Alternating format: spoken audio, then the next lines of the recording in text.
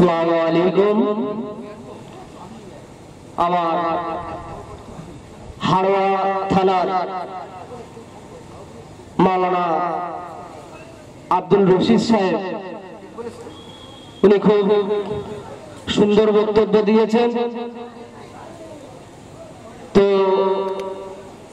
সর্বোপরি জানাই হারোয়া থানার লাউগাছি গ্রাম ফুরফুরা শরীফ আহলে সুন্নাতুল জামাত প্রত্যেক সদস্যকে আমার আন্তরিক শুভেচ্ছা এবং সালাম মোবারকবাদ জানিয়ে দুটো একটা কথা।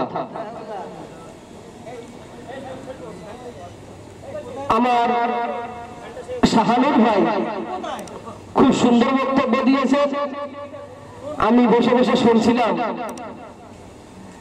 তো আমাদের সংগঠনটা একে একে এগিয়ে নিয়ে যেতে হবে। আমাদের যা কাজ করছি এক শ্রেণীর মানুষও ভালো লাগবে না, এটা আমাদের জানা আছে। কেন তৎকালীন সময়ে বিরোধী ছিল, আজও থাকবে, এতে ভেঙে পড়ার কোনো কারণ নেই।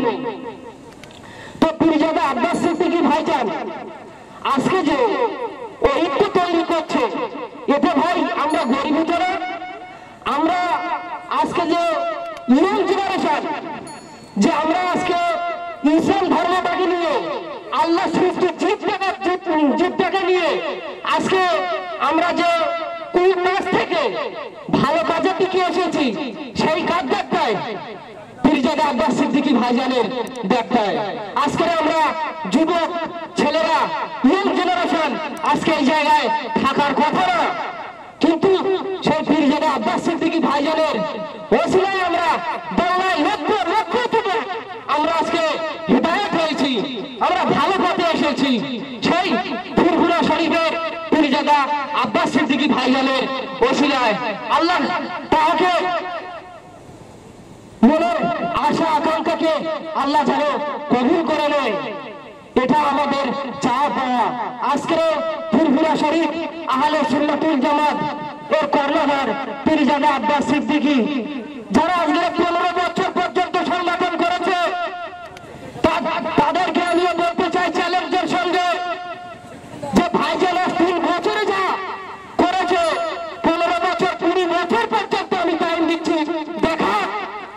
দেখাতে পারবে না, কিন্তু ওনারা করতেও দেবে না, আর আমরা আমাদের করতেও দেবে না, ওনারা করবে। এটাই ওনাদের আখলাক, এটাই ওনাদের চরিত্র। বাংলার মানুষ একটু বুঝুন, একটু ভাবুন। আজকের মানুষ আর সেই অশিক্ষিত জায়গায় নেই, আজকের সমাজটাকে শিক্ষিত জায়গায় এসেছে।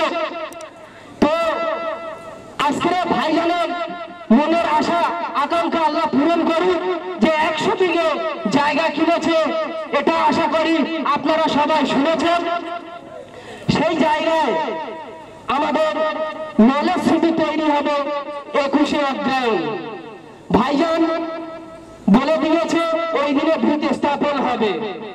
আপনারা 100 কোটি টাকা একটা করে ইট ভাইজান নিয়ে যেতে বলেছে, আরো প্রকল্প আছে। তবে যে ভাইজান দ্রুত গতিতে এগিয়ে যাচ্ছে, আমরা যদি ভাইজানের হাতটা আরো একটু শক্ত করে ধরতে পারি, মনে হয় 10 বছরের কাজটা 5 বছর ইনশাআল্লাহ হয়ে যাবে।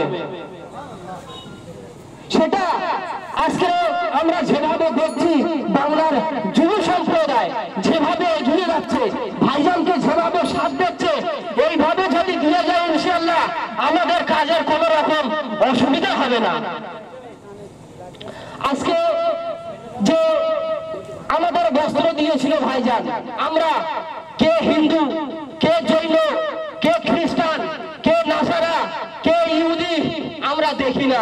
আমরা ভাইজান আমাদের শিক্ষা দিয়েছে আল্লাহর সৃষ্টির জীব দেখবে, যে কষ্টই থাকবে, যে রাস্তাঘাটে থাকবে, গায়ে কোনো বস্ত্র নেই, আমরা গিয়ে বলে বলে সব জায়গায়, সব থানার ছেলেরা গিয়ে আমরা সোশ্যাল মিডিয়াতে, নেটওয়ার্কে, ফেসবুকে, হোয়াটসঅ্যাপে দেখছি, বাট আমরা নিজেরাও দিয়ে এসছি। রাত্রে গিয়ে রাত 12টা 1টায় বাজারে বাজারে ঘুরে ঘুরে খুঁজে খুঁজে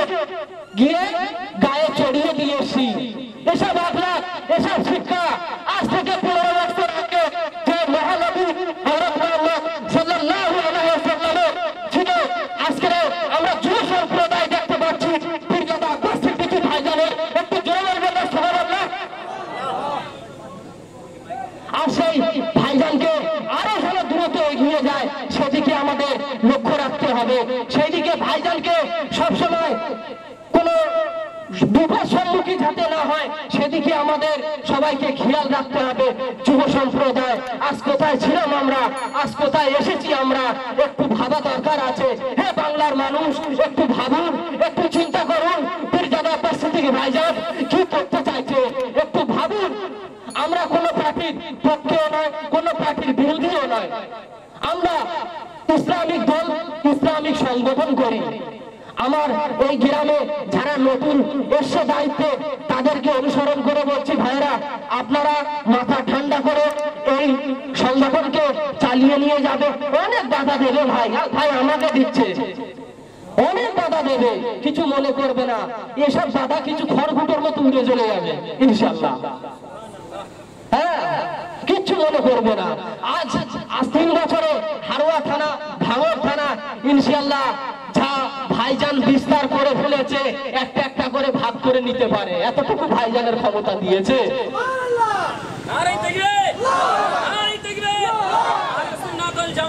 জিন্দাবাদ, জিন্দাবাদ, আল্লাহ। তো ভাইরা আপনারা কেউ ঘাবড়াবেন না, আমরা আছি পাশে। আমার এই মৌলানা আব্দুল রশিদ সাহেব ইনিও আছে, শাহানুর ভাই আছে, যারা দায়িত্বে আছে ফোন করার মাত্র ইনশাআল্লাহ চেষ্টা করব আসার জন্য, আপনাদের সাথ দেওয়ার জন্য। আজকের যে আল্লাহ পাক আল্লাহ তাআলা এত বড় কাজ আপনাদের দ্বারা করিয়ে নিয়েছে, এর জন্য আমরা খুবই গর্বিত। ইসলামের জন্য করিয়ে নিয়েছে, এর জন্য আমরা খুবই গর্বিত। তো যারা বিরোধী করছে, আজকের বন্ধু পার্থ চট্টোপাধ্যায় ওকে হত্যা করেছিল, এত সংগঠন আছে দেখিনি তো যেতে, আন্দোলন করতে দেখিনি তো, তার বাড়িতে যেতে দেখিনি তো, বিরোধী করার বেলায় আছো, ঠিক না ভাই? একটু দেখেন, একটু ভাবেন আপনারা ভাইজান কি করতে চাইছে। চুচুলার মাদ্রাসা যে কথা শাহানুর ভাই বলছিল, ইসলামের নবী পাক সাল্লাল্লাহু আলাইহি ঘর মাদ্রাসা, সেই মাদ্রাসাটাকে বন্ধ করে দিচ্ছে, সেখানে ভাইজান মুখ খুঁজছে। ভাইজানকে বাধা দেওয়ার এক শ্রেণীর মানুষ আছে, তারাই হলো বড় ইবলিশ, তারা বড় ইবলিশ। আজকে যে ভাইজান যে কাজে যাচ্ছে সেখানে বাধা দিচ্ছে, হকের কাজ, ন্যায়ের কাজ, সেখানেই যাচ্ছে সেখানে বাধা দিচ্ছে। এটা কি মুসলমান? মুসলমান শরীফই, এরা মুসলমান নয়।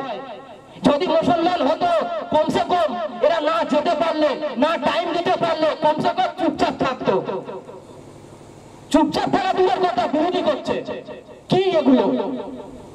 মুসলমান জাতির জন্য করছে। তো আজকে ভাইজানের কি দরকার আছে সংগঠন করার? কোনো দরকার নেই। পার দিন 1 লাখ টাকা ইনকাম, পার দিন, কোনো দরকার নেই।